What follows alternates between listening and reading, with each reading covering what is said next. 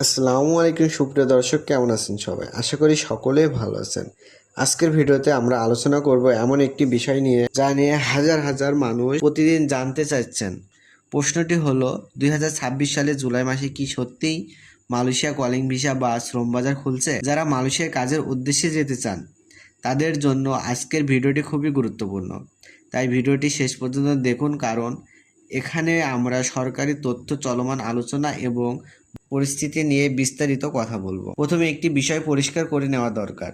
বর্তমানে জুলাই মাসে মালয়েশিয়ার শ্রম বাজার পুরোপুরি খুলে যাওয়ার কোনো চূড়ান্ত সরকারি ঘোষণা এখনও প্রকাশিত হয়নি। তবে বাংলাদেশ ও মালয়েশিয়ার মধ্যে শ্রমিক নিয়োগ নিয়ে আলোচনা চলছে এবং দুই দেশে একই প্রক্রিয়াকে এগিয়ে নেওয়ার ব্যাপারে ইতিবাচক অবস্থান রয়েছে। গত কয়েক মাস ধরে দুই দেশের কর্মকর্তারা একাধিক বৈঠক করেছেন। এসব বৈঠকে শ্রমিক নিয়োগের নতুন নীতিমালা, স্বচ্ছ নিয়োগ ব্যবস্থা, কর্মীদের অধিকার এবং নিরাপদ অভিবাসন নিয়ে আলোচনা করেছে। মালয়েশিয়া চায় তাদের দেশে প্রাকৃতিক শ্রমিকের চাহিদা অনুযায়ী বিদেশি কর্মী নিয়োগ দিতে। অন্যদিকে বাংলাদেশও চায় যাতে কর্মীরা কম খরচে এবং প্রতারণার শিকার না হয়ে বৈধভাবে মালয়েশিয়াতে যেতে পারেন। অনেকে সামাজিক যোগাযোগের মাধ্যমে বিভিন্ন ধরনের খবর দেখে বিভ্রান্ত হচ্ছেন। কেউ বলছে জুলাই মাসে ভিসা চালু হয়ে গেছে, আবার কেউ বলেছেন সব আবেদন নেওয়া শুরু হয়ে গেছে। কিন্তু বাস্তবে এখন পর্যন্ত এমন কোনো সরকারি ঘোষণা নেই যেখানে বলা হয়েছে যে জুলাই মাস থেকে সবার জন্য কলিং ভিসা সম্পূর্ণভাবে চালু হয়েছে। তাই কোনো খবর বিশ্বাস করার আগে অবশ্যই সরকারি সূত্র থেকে নিশ্চিত হওয়া জরুরি।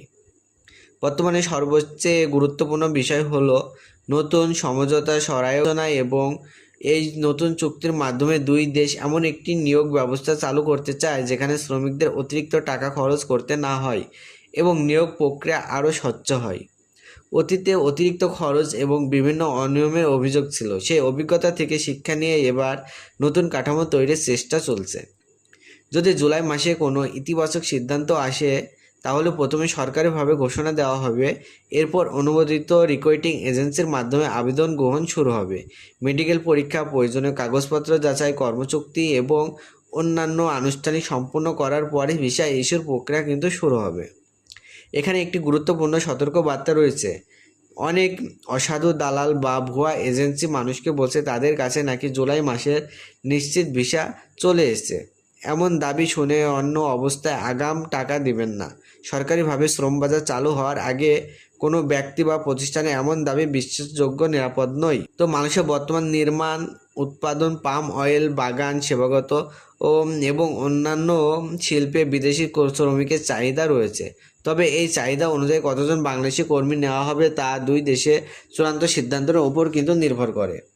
যারা মালয়েশিয়া যাওয়ার প্রস্তুতি নিচ্ছেন তারা এখন থেকে বৈধ পাসপোর্ট, প্রয়োজনীয় শিক্ষাগত বা অভিজ্ঞতার কাগজপত্র এবং অন্যান্য প্রয়োজনীয় নথি প্রস্তুত রাখতে পারেন। তবে কোনো আর্থিক লেনদেন করার আগে অবশ্যই সরকারিভাবে শ্রম বাজার চালুর ঘোষণা আসার অপেক্ষা করুন। সর্বশেষে বলতে চাই, জুলাই মাস নিয়ে আশাবাদী হওয়ার কারণ রয়েছে। দুই দেশের মধ্যে আলোচনা চলছে এবং ইতিবাচক অগ্রগতি খবর পাওয়া যাচ্ছে। কিন্তু এখন পর্যন্ত এমন কোনো সরকারি ঘোষণা নেই যে মালয়েশিয়ার শ্রম বাজার সম্পূর্ণভাবে খুলে গেছে। তাই গুজবে কান না দিয়ে শুধু সরকারি তথ্য অনুসরণ করুন। ভিডিওটি যদি আপনার ভালো লাগে তাহলে অবশ্যই একটি লাইক দিন, আপনার মতামত কমেন্টে জানান এবং যেমন গুরুত্বপূর্ণ প্রবাস সংক্রান্ত আপডেট সবার আগে পেতে আমাদের চ্যানেলটি সাবস্ক্রাইব করে রাখুন এবং পাশে থাকা বেল আইকনটি অন করে রাখুন।